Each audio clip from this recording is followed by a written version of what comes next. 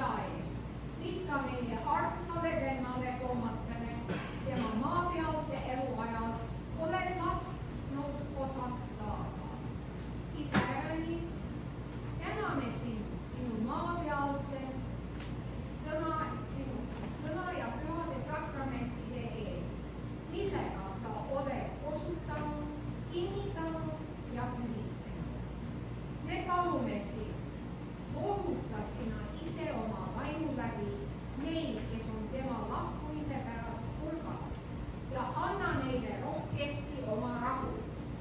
Ärata ja kinnita meie kõikide südant, et me surmakartuse ja hauahirmu üle võidu saame ning õiges usus sinu meele